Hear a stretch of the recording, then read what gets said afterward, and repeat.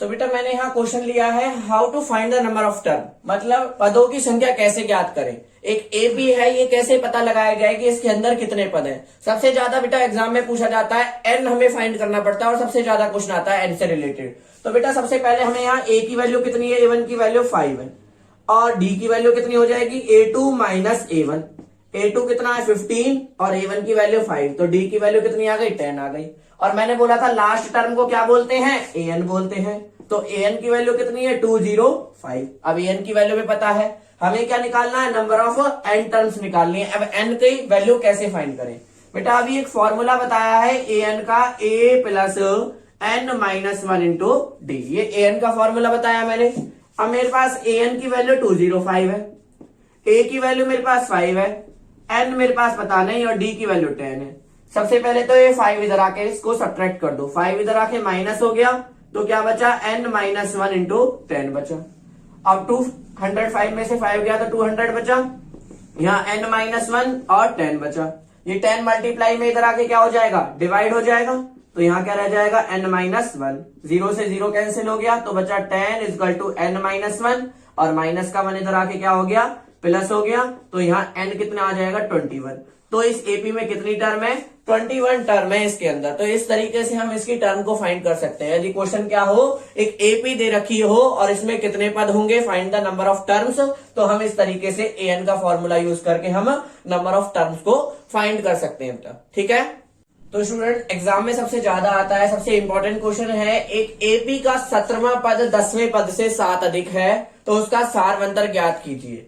In English, the 17th term of an AP exceeds its 10th term by 7, find the common difference। तो सारवंतर कैसे ज्ञात करेंगे, तो हमें पता है कि एपी का जो 17वां पद है उसको A17 लिखते हैं, वो कितने 10वें पद से A10 से कितना अधिक है, 7 अधिक है, ठीक है। 17 टर्म है वो 10th टर्म से कितनी एक्सीड है, 7 एक्सीड है।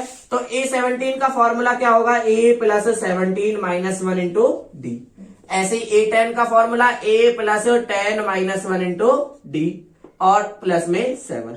तो सबसे पहले बेटा देखो a प्लस 17 में से बन गया कितना बचा 16d, और यहाँ a प्लस 10 में से बन गया कितना बचा 9d प्लस में 7।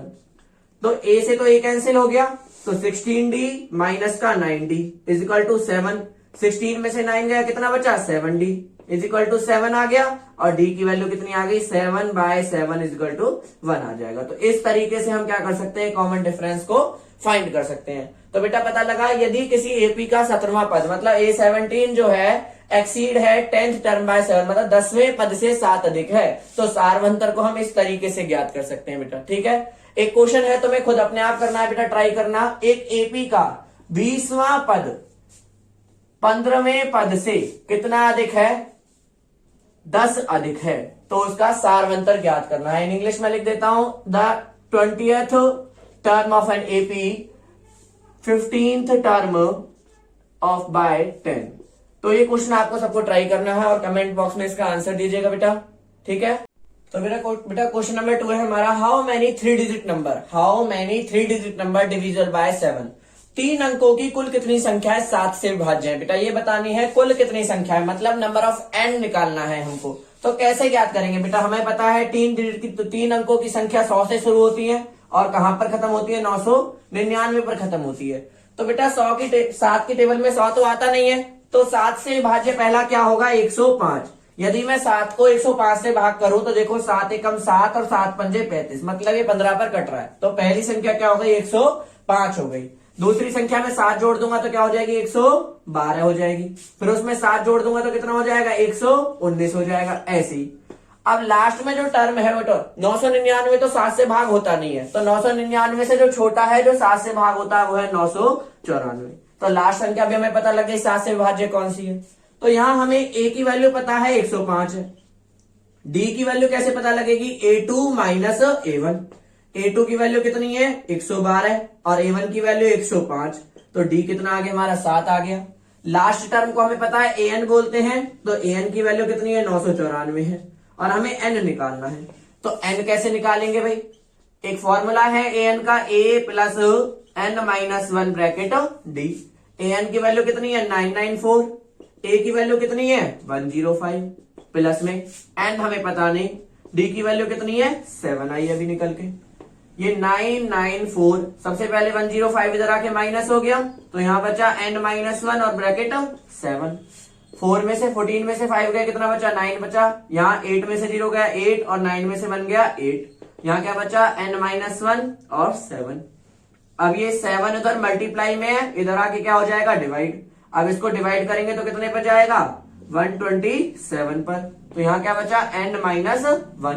अब ये रह गया 127 और यहाँ रह गया n-1। ये माइनस का 1 इधर आके क्या हो जाएगा प्लस का हो जाएगा, तो यहाँ क्या रह जाएगा n। तो n की वैल्यू कितनी आ जाएगी 128। तो 3 अंकों की कुल कितनी संख्याएं जो 7 से विभाज्य हैं वो है 128 संख्या। इस तरीके से हम n टर्म को फाइंड कर सकते हैं। बेटा यदि मैं इसमें चेंज कर दूं, डिविजल बाय 6 कर दूं 7 की जगह, यहां लिख दो 3 अंकों की कुल संख्याएं, कितनी संख्याएं जो 6 से विभाज्य है, तो इसका आंसर क्या होगा बेटा। सेम इसी तरीके से सॉल्व होगा बेटा। इस क्वेश्चन को सॉल्व करके इसका आंसर कमेंट बॉक्स में लिखना है, मैं चेक करूंगा सबसे। ठीक है बेटा, ओके।